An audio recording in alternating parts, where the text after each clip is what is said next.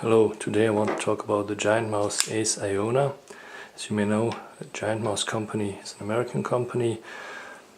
The designers are Jesper Voxnes and Jens Ansel, two of the best knife designers out there at the moment in my opinion, and the knives are produced in Italy.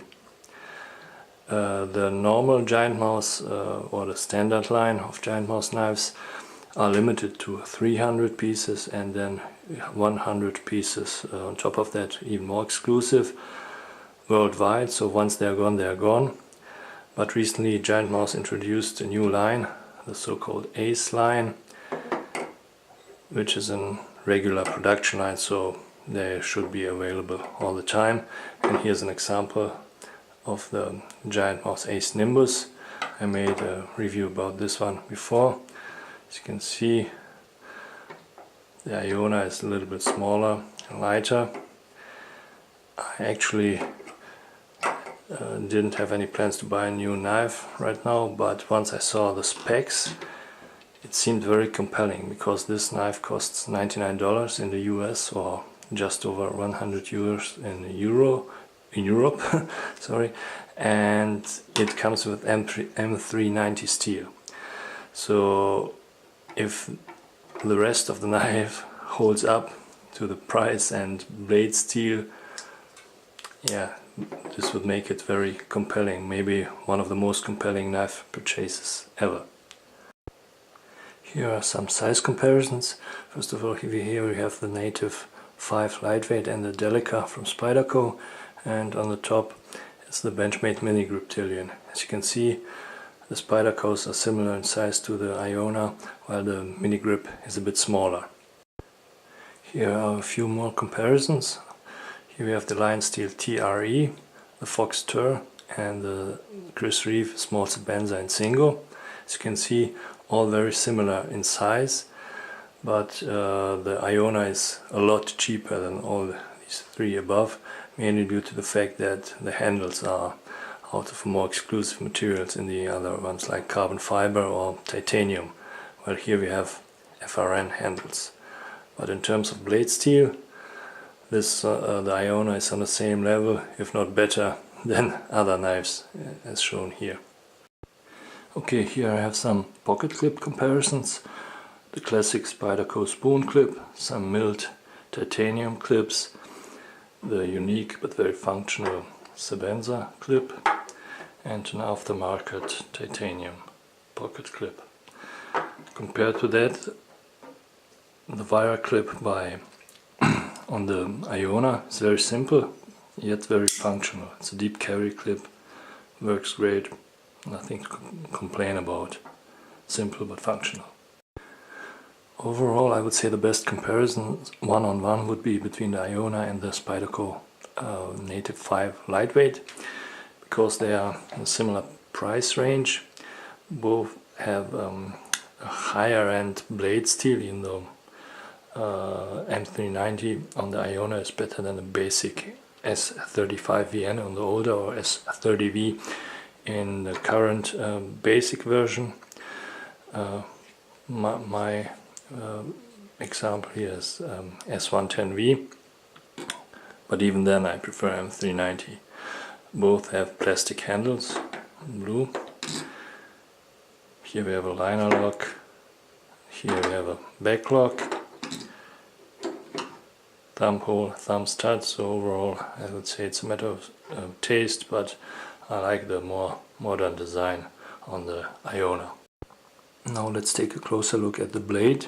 As I said, it's M390 blade steel.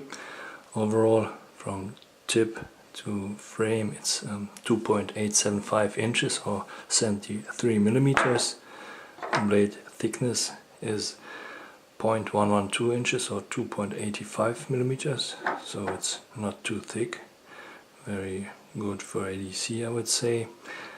And the shape overall is very utilitarian, because you have good portion of flat portion and then a bit of belly here, a sharpening choil. Maybe the only real slight criticism would be that the thumb stud is is a little bit in a path, or a cutting path, if you want to slice through something. You take a look at it. If you take a straight line from the heel of the blade, of the last bit, and go right up, it's catching like half of the thumb stud. It's not quite as bad as on the Savenza, but yeah, maybe if they would reduce this portion a bit, maybe to make the finger choil a bit bigger, then the thumb stud wouldn't be in the cutting path, and you can use it as a real finger choil, because now it's not quite big enough for my fingers. But overall I would say it's still a great blade shape. The handles are exactly 4 inches long, or 102 millimeters, and made out of FRN. Considering that it's basically plastic FRN, it doesn't look that bad, especially with the Anso pattern, and particularly when you compare it to the original Delica handle scales, which are also made out of FRN. In comparison, the Delica scales look really outdated and ugly, in my opinion. The only, maybe, I would say, suggestion for improvement would be, if you look at the backspacer, it's not quite flush with the handles, and I don't expect it to be at this price point, but considering that they won't be flush with the handles anyway, maybe they could have chosen a different color, like on the Fox core, which is Jesper Voxner's design. The blue version has an orange backspacer, which really makes it pop, and that would be maybe just an idea. But overall, still, I would say it looks much better compared to most knives with FRN handles. In terms of ergonomics, there might be an issue for some people, not for me, but for some people there might be. Namely, if you take a look at the handles are forming basically a frame around your hand. Maybe below the pivot you have one corner, and here at the end you have this small edge, and your fingers come right in between. If you have smaller fingers, and I try to emulate it by pulling my fingers back, your fingers fit easily in between.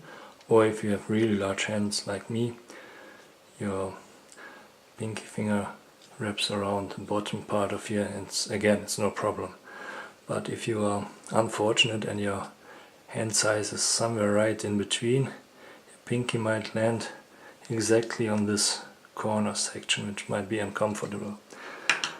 This is why I chose here the zero tolerance 0450 as a comparison, because when you compare them, this frame section, that's why I call it here, below the from the flipper tab to this corner, it's basically exactly the same length as on the Iona. So if you have the 0450 and you don't have an issue with that, you won't have one with the Iona. And vice versa, if you have a problem in terms of ergonomics with the 0450, you will probably also have one with the Iona. As you can see here, you cannot actually see the liner lock because it's hidden. It's here. So some people complain about the liner lock, that it's hard to access and not pleasant. So while it's not the best hidden liner lock, it's also not the worst. Here I have an example of a bad and a good hidden liner lock. The Spyderco Positron is a notoriously bad example of a hidden liner lock. It's really hard to access, unpleasant to use, and hard to disengage.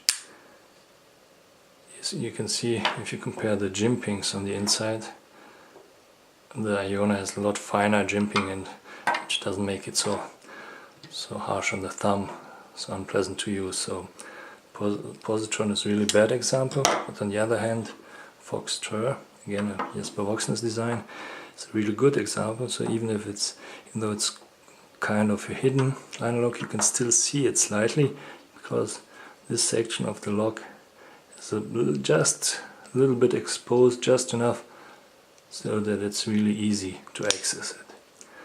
So overall I would say, again, it's not the bad but also not the worst implementation of a hidden liner lock. Makes for a clean design, but I don't have a really problem with it. Here you can see the contents of the packaging. What's interesting is that it comes with this little tool which you can use to disassemble the knife or to adjust the pivot. By the way, the pivot runs on phosphor bronze washers, and all these screws are basically the same as, well, they are Torx T8. As you can see here. And even more interesting is that you can also unscrew the thumb stud and remove it, but you can still open it by pinch gripping the blade. So if you live in an area where it's not allowed to use one-handed opening knives, you can remove the thumb stud and have a perfectly legal knife there. So what's my overall conclusion? Well, it's a very compelling pocket knife at a price point of around 100 euros or dollars, which can easily compete with knives that are twice as expensive or even more. And how did they accomplish it? Well, they cut some cost on the handle materials, but without sacrificing the functionality and making the most of the aesthetics. But at the same time they didn't go the cheap route on the blade steel. So overall, a really great little knife.